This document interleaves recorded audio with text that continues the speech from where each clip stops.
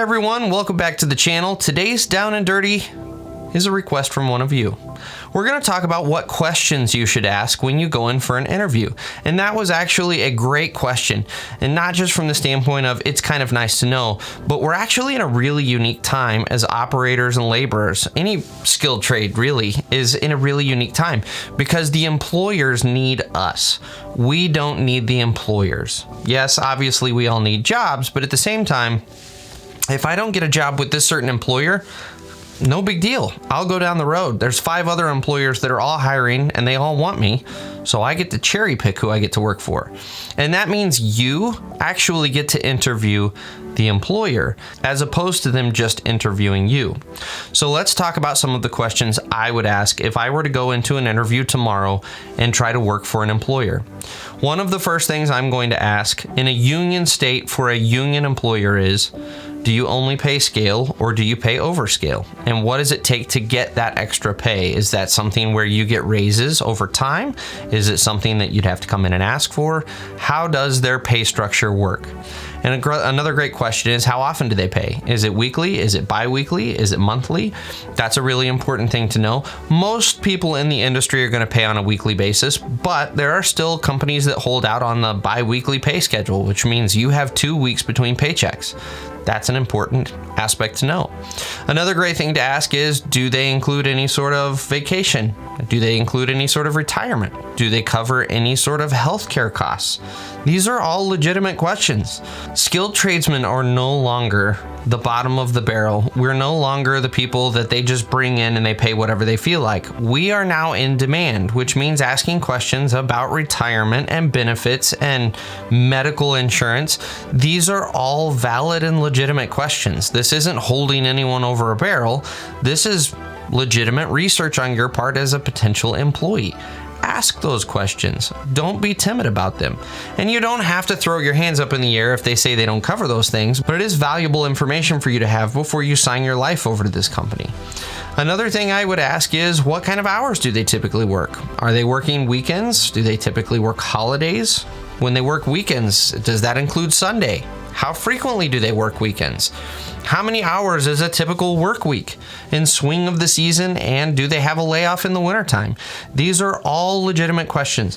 Like I said, we're in a very unique time right now to where we are interviewing the employer as much as the employer is interviewing us. Ask those questions.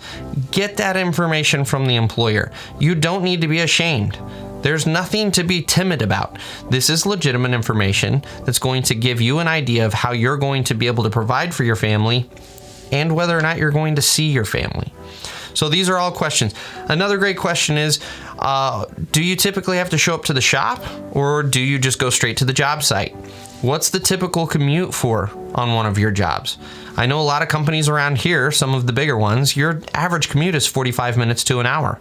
If that's not okay with you, maybe it's time to go to a smaller company down the road that still has pretty good pay, might cover a little bit of your health insurance, but you've only got a 20-minute or 30-minute commute. Again, all of these questions are valid, legitimate questions. They don't make you look like you're lazy. You're asking serious questions about what your work life is actually going to look like. Obviously, there's a ton of questions that we could go down. There's a ton of avenues that we could pursue when it comes to getting into the nitty-gritty, but these are some of the big questions I would be asking. What is your day at work going to look like? As far as, are you going to be switched around into different pieces of equipment, or do you typically stay with one piece of equipment? Are you going to be flung around to different crews, or are you going to be on one consistent, steady crew? Again, all of these are legitimate questions. Ask them. Don't be timid about this stuff.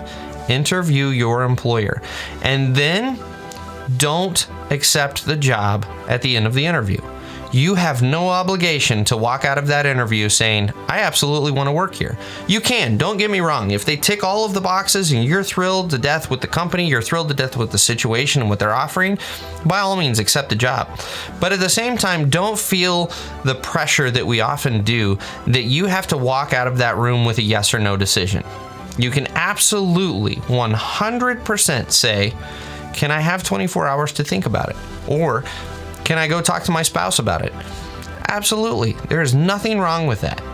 go take some time, talk it over with your spouse, at least spend some time kind of noodling over all the information you got out of this interview before you make your decision. And then you can absolutely call them back the next day. And I would encourage you, even if your answer is no, this is where professionalism comes in from a business standpoint. Even if your answer is no, call the employer back and politely decline the position. Don't leave people hanging. That's a very unprofessional maneuver. It's going to burn bridges for you in the future if you ever decide to reapply at that job or at that particular company. So I hope this has been helpful. Again, we can't cover all of the questions that are out there, but at least this gives you some sort of a baseline, some sort of a starting point. And then through the natural conversation of the interview, you'll probably have other questions that come to mind. So I hope this has been helpful as always. Thanks for watching, and we'll catch you on the next Down and Dirty.